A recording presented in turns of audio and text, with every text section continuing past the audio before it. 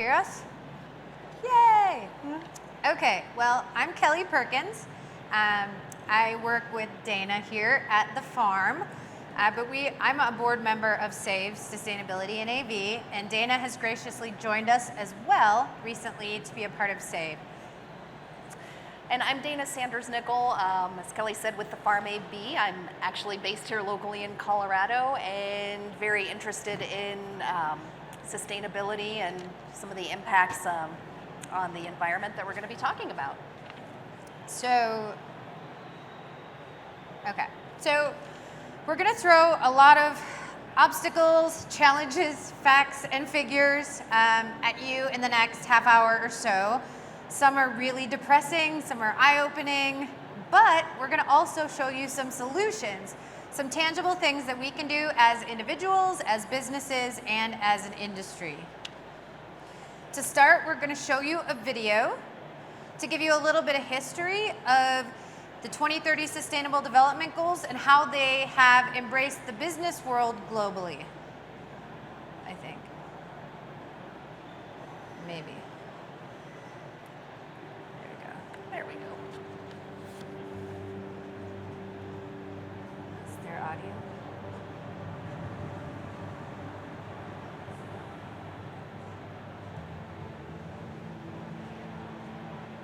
Is there audio? We'll know in a second. As a human family, we've had an enormous wake-up call to how connected we are with a tiny little virus that comes along and shuts us down. We all live in this world together. The same blood flows in me and any other person. We are facing the challenges of an ecosystem that is stressed. Things are not moving as fast as they should. Things are improving, but not as fast as they should. The challenges that we are facing, they are materializing so fast that it's not only my children or grandchildren which will experience the consequences if we fail. To do it, we need to do it together. Collaboration, north, south, east, west, black, brown, white. Strength in the diversity of the human family is what we need right now to get us past this incredibly difficult time. Might sound like it's impossible, but that's what we work towards, making the impossible possible. 20 years ago, a small group of United Nations and business leaders came up with a visionary proposal. I propose that you, the business leaders here gathered in Davos, and we, the United Nations, initiate a global compact of shared values and principles which will give a human face to the global market. I always say part of Kofi Annan's genius was he invited business, but he also addressed civil society and labor organizations. The mission of the United Nations Global Compact is to mobilize companies around the world to align their operations and strategies with 10 universal principles in the areas of human rights, labor, environment, and anti-corruption. The UN represents the body that aims to drive international cooperation and drive peace and security for humanity. And I think it unifies all of society around this set of 17 goals. Our objectives cannot be met if the private sector doesn't play a fundamental role. And so the Global Compact is a platform in which all those businesses that abide by the principles of, and values of the United Nations and of the Charter to work together, representing the best of humankind. For the last 2 decades, the initiative has grown to encompass local networks in more than 60 countries, engaging directly with over 10,000 companies. The local networks are our global footprint around the world, and they work with us to translate the 10 principles, as well as the Sustainable Development Goals, into actionable pieces of work for businesses globally. It is so decided. Since 2015, the 17 Sustainable Development Goals and the Paris Climate Agreement have provided the most powerful common agenda that the world has ever seen with an essential role spelled out for business. L'accord de Paris pour le climat est accepté. Any business that continues to operate under its own self-interest will not be around very long. So businesses that have a strong purpose, that understand how they can make society better, will be embraced by society and will be around for a long time. Be the change that you want to see in business. I truly believe that companies who do not put sustainability, the SDGs, in their strategies, they're going to disappear. The mindset of consumers has changed. They increasingly want to buy from companies that are contributing to society as a whole.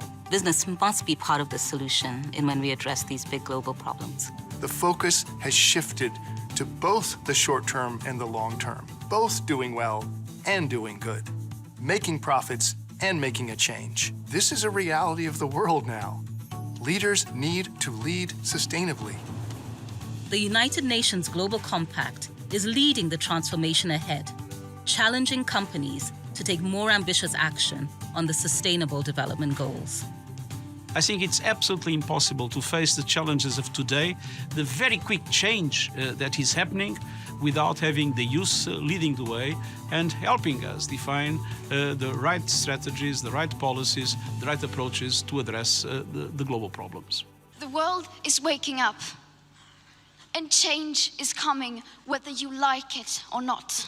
Climate justice! Now! Climate justice! Our planet's not for profit! Now! The world today has got more opportunities than it has the challenges that can be overcome by the opportunities that we have. You find people in the most desperate of situations, determined to fight for a better future. That's the kind of world I want. What has changed in a very short period of time is that the narrative is different, and that is fantastic. If you want to have a good business, you have to mobilize people. A business is a sum of people working to something. More and more people realize that sustainability is really about making the pie bigger, better, and more inclusive. I hope in the future all businesses in the world will think about their own purpose. Business can only exist when they have a purpose. We've got to show progress. We've got to reverse what's happening. I see the Global Compact as an incredible organization working together with businesses to build a more sustainable world. We are united across the globe, for the globe. We're united despite our challenges, no matter how daunting the task may seem. We are united by possibilities because this is bigger than one business, because we are better together. We all have the same job. We are united in the business of a better world.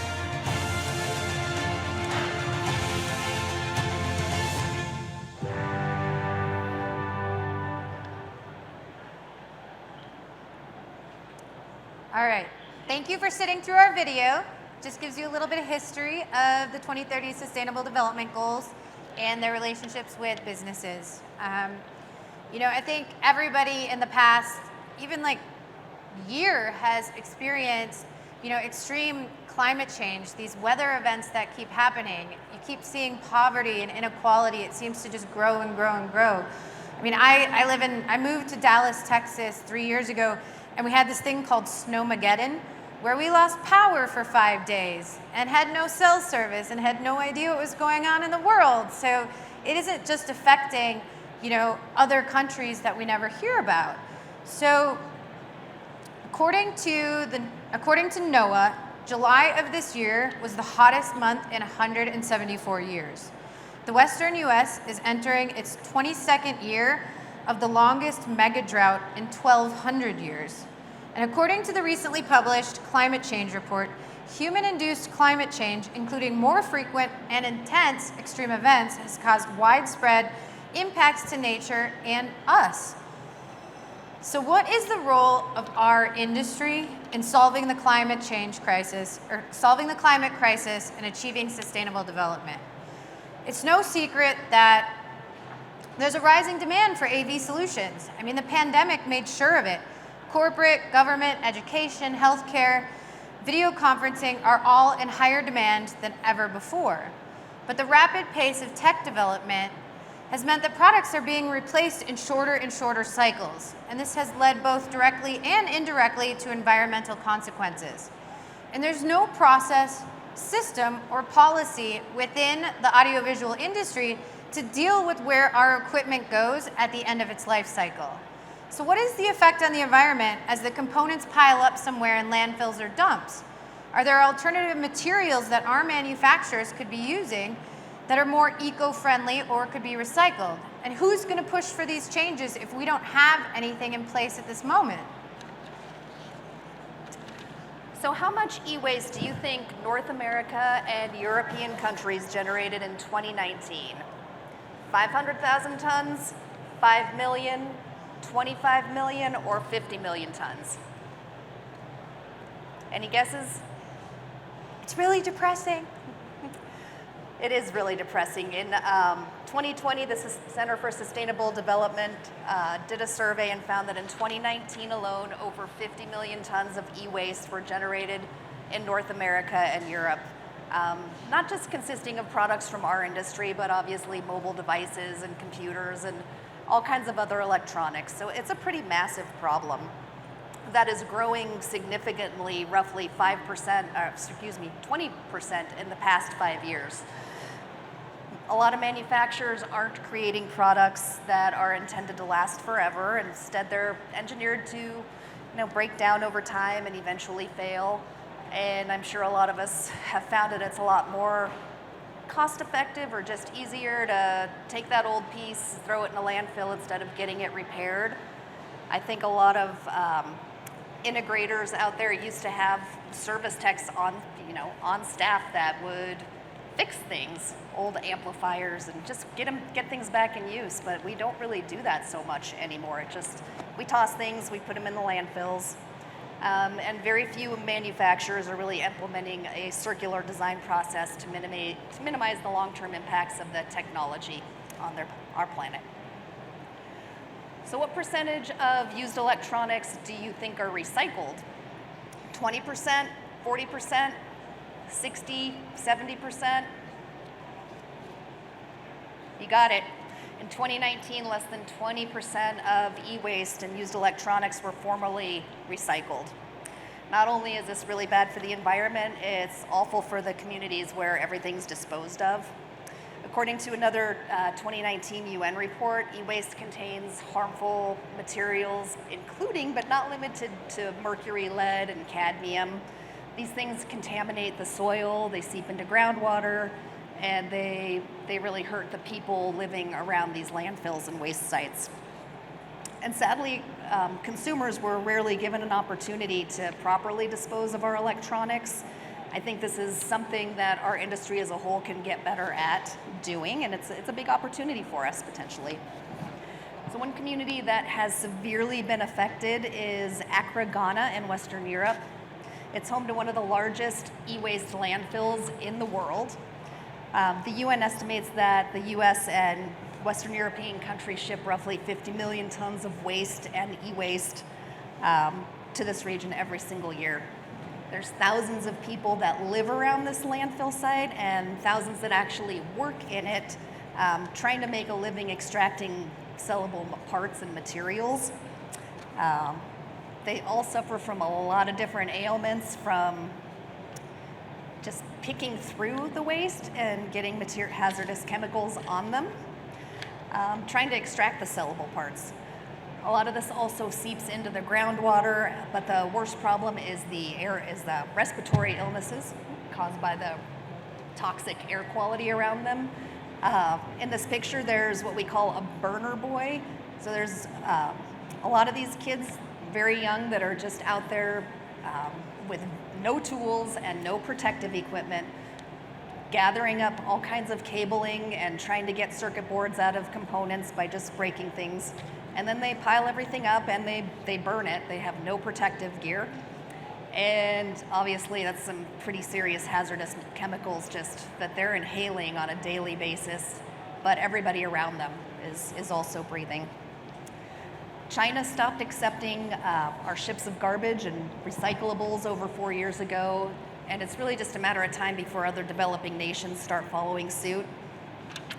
Unfortunately, it's not just a problem with developing nations. In the US, we also have some serious unregulated pollution and contamination and dumping problems. There's a lot of chemicals required for AV manufacturers and computer chip manufacturers that are also causing a lot of harmful chemicals to just be distributed around willy-nilly. One example here in the US is Intel. They have a manufacturing plant in northern Oregon, and they use a significant amount of pristine water to wash off the computer chips at the end of the production cycle. Often that water, they try to clean it, but there's still a significant amount of chemicals that end up back into that groundwater system as it's sent back into the atmosphere, into the planet. Their Hillsboro, Oregon plant is also a significant polluter of air. They emit about 41 tons of particulates every single year, and sometimes it's so dense and thick that the local people call it Intel snow, which is kind of disgusting. Take the next one. Cool. Oh, all right. It's me, actually. In addition, the transportation industry, which we all rely heavily on, most industries do, we've got components coming from all over the world, and we ship things all over the world from our manufacturers. The transportation industry accounts for roughly 25% of the energy consumption used in the United States, or in the world, excuse me. And I don't think anyone will be surprised to know that the US consumes more energy than any other country out there. However, we can make a difference. How, Kelly? It's not all doom and gloom. We are well positioned as an industry to make substantial progress in responsible waste management, carbon emission reduction, and reduced energy usage. According to the Wall Street Journal, in the next decade, there's upwards of $12 trillion in business opportunities for companies that align themselves with sustainable development. But this all depends on people like us acting now. We can make a difference here within our own industry. We had talked about you saw sustainable development and the SDGs in the video you saw earlier. But in 1987, the term sustainable development really was defined as meeting the needs of the present without compromising the ability of future generations to meet their own needs.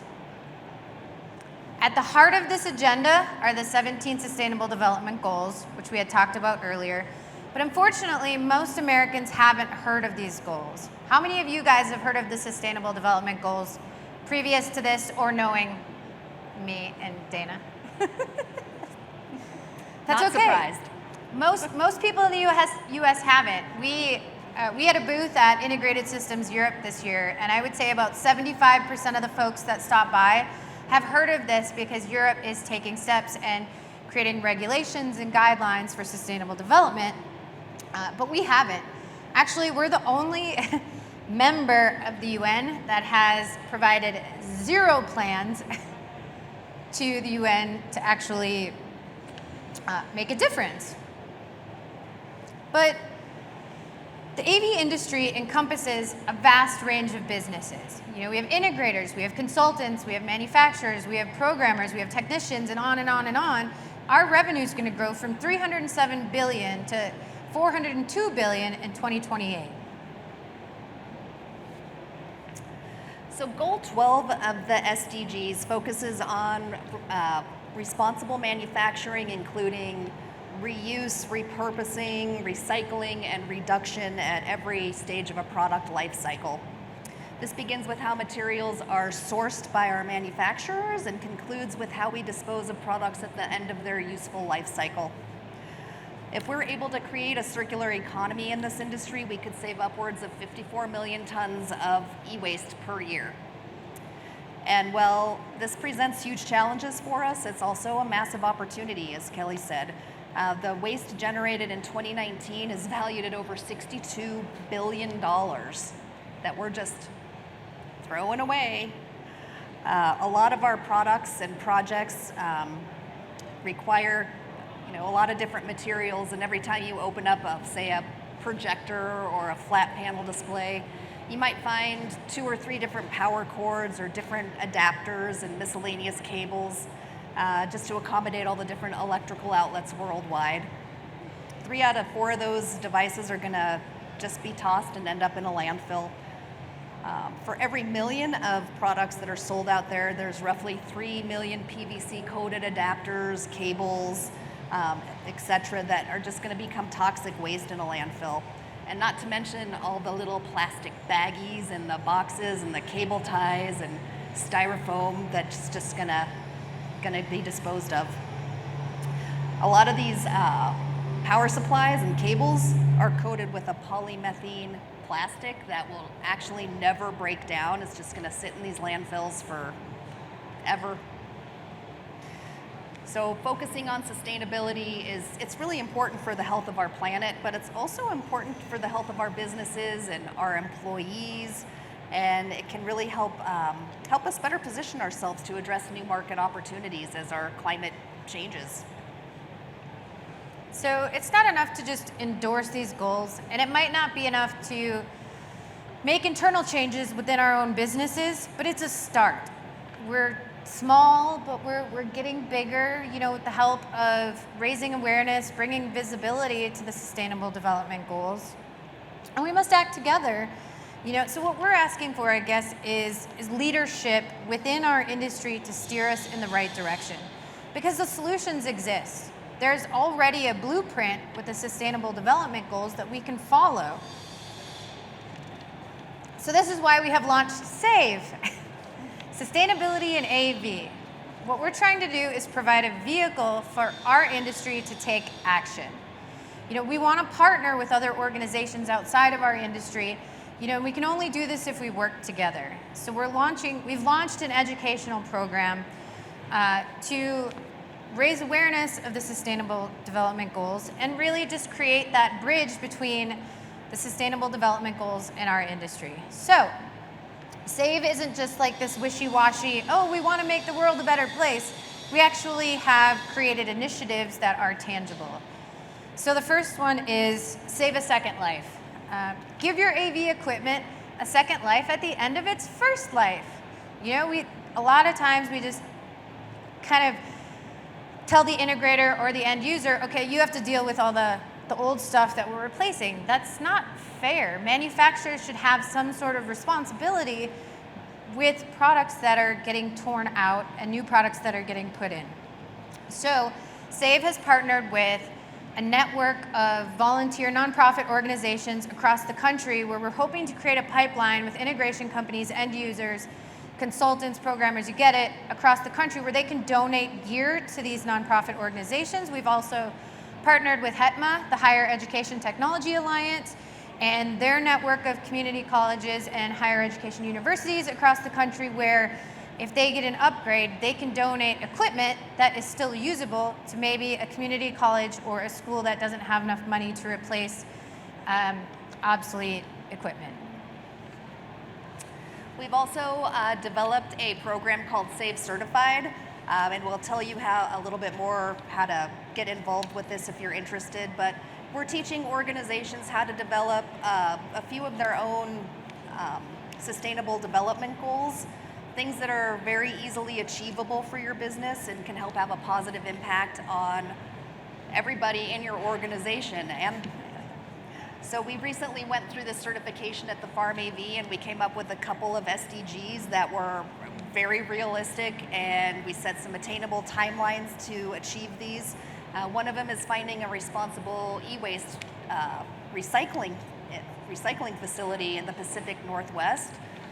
There's a lot of e-waste recyclers out there, but unfortunately not all of them are actually doing what they say they do, and a lot of them will charge a price and just end up dumping your gear in a landfill, sadly. So we're hoping to to have some of these vetted out that we can share with our customers and our integrators, so they've got a resource to use for the products that have failed if we can't give them a second life. We've also started donating some gear to a local nonprofit, and we'll offer up some training and some resources for them to use the technology. We've also started the SAVE Ambassador program. So we found the need not just here in the US, but we've started recruiting a couple of ambassadors globally to basically do what we're doing, what Kelly and I are doing, so if you're educate, interested, informing. And we definitely need more help here, but we've onboarded a couple of ambassadors globally. We've got Julie Legault of Canada, Juan Carlos Medina of Mexico, and Juan Carlos Gutierrez of Colombia, and they're just out there in those local regions kind of spreading the word. And I mean, this is a very grassroots effort, so we're just getting started, and we could use all the help we can get. Yeah, so if you want to volunteer, we'll be participating and speaking at several events coming up. So if you're at these events, come say hi. We'll be at the BICSI conference. We're doing a SAFE certification at the HETMA ETC conference at USC in a couple weeks. We'll be at ISE in 2024. We're hosting our first ever SAVE annual conference at UCLA next spring. So if you'd like more information on that, let us know. And we'll actually be back here in October at the AV Expo to talk and speak about it as well. So if you're interested in SAVE or want to get involved, want to volunteer, or just learn more, we have this awesome QR code up here, or you can just talk to us or go to saveav.org. We have all of our information and contact stuff there. And thank you for listening to us. If you have any questions, let us know. We'll be hanging around here for the next couple of minutes. So thank you. We appreciate it. Small but mighty audience. Right? Thanks, guys. Thank you.